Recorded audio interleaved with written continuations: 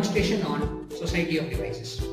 As you can see, this table is filled with a plethora of devices forming a small society.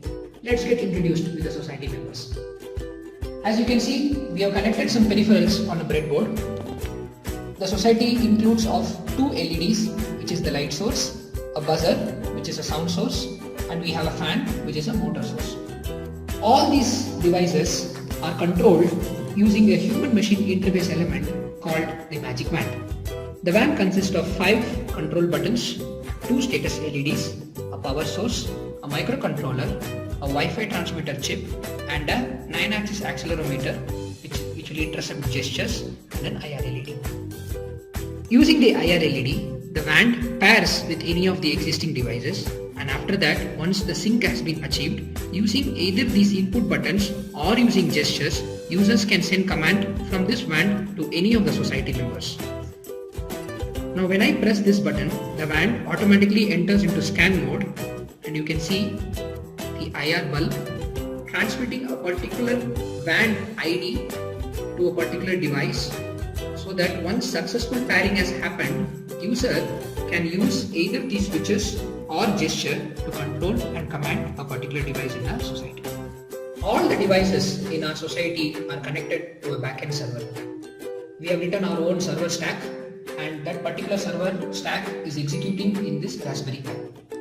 We also have a companion mobile app written in Android, so that using a chat kind of an application, users can actually chat with the society members and control them.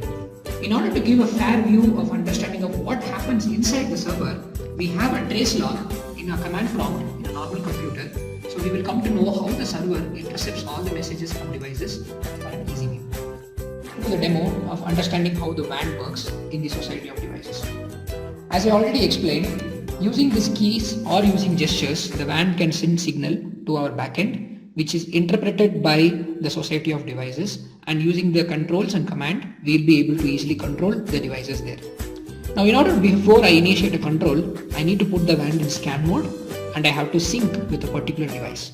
So I'm going to put the WAN in scan mode, and I'm going to control one of the LEDs in the society. When I go near a particular LED, as you can see, after a particular amount of sync has been achieved, the status light stops glowing. Now I'm going to use one of the keys to send a particular message. Now before we explore that, I would like you to please focus on the command prompt to show how the signals are getting interpreted by our backend source. Now when I press a particular button, you can see the server has interpreted that as a button has been clicked.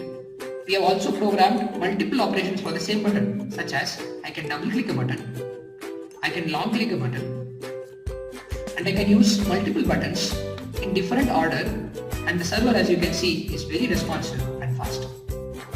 Since we have already synced with a particular LED, we don't have to do the sync procedure again, hence I don't have to point this LED to that particular source.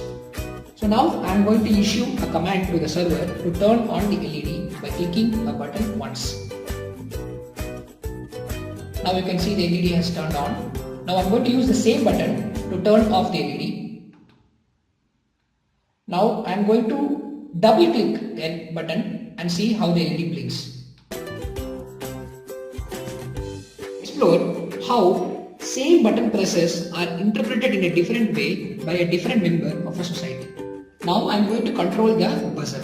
In order to do that, I am initiating the sync sequence, and I am now going to point to the buzzer. So once the buzzer has been successfully scanned, scanning is now complete. Now I am going to press the button once to turn on the buzzer. I am going to turn off the buzzer now by pressing the same button.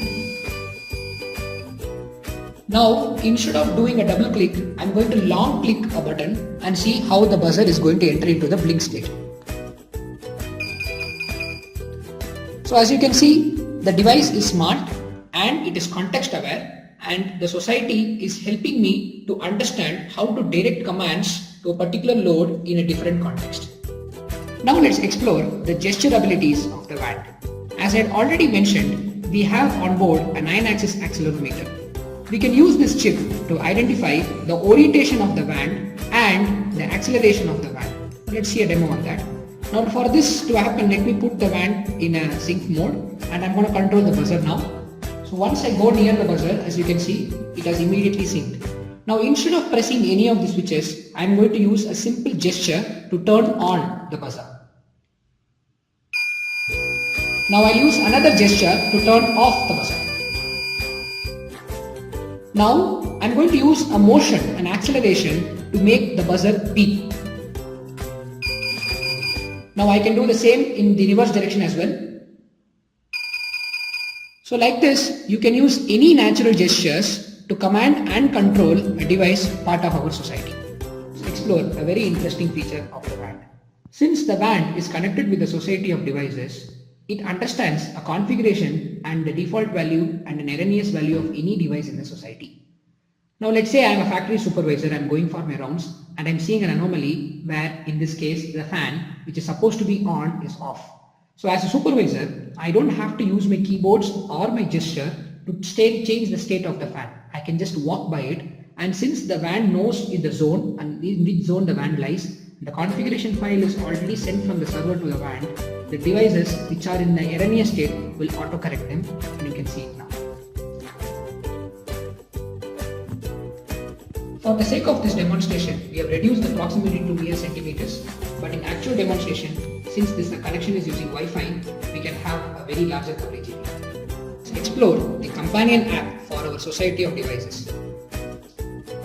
The app is having a natural language processing engine plus a normal chat kind of an application where we can simply communicate with the devices like how we communicate with a human. Let's say for example, I'm going to switch on the first LED, so I'll simply say light 1 on, and you can see the server has responded back with a personalized message plus the light is already on. We can do so many things with this. I can turn on the buzzer.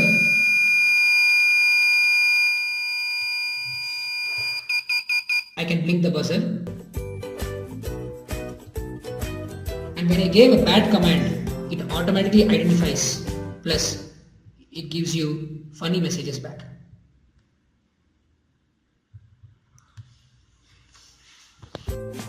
As we have seen in the demo, now we can see the potential of the society of devices. Using a band like an interface and a software stack which we have designed in a Raspberry Pi plus the companion Android app, the possibilities are limitless. Using one device, we can gain keyless entry, we can tag devices, we can check for materials, we can use it in many different industries with very minimal configuration changes. There are multiple business applications possible with this. For example, in the manufacturing and automotive industries, we can use it for predictive and preventive maintenance. We can provide near real-time communication to all stakeholders for better inventory management. In the case of energy and utilities, we can possibly use it for technical support at remote and hazardous locations. We can also provide self-diagnostic and human-independent error logging capabilities. In the case of healthcare, this can be used for connected healthcare for elderly patients. We can also use it in retail for stock position assessment and ordering.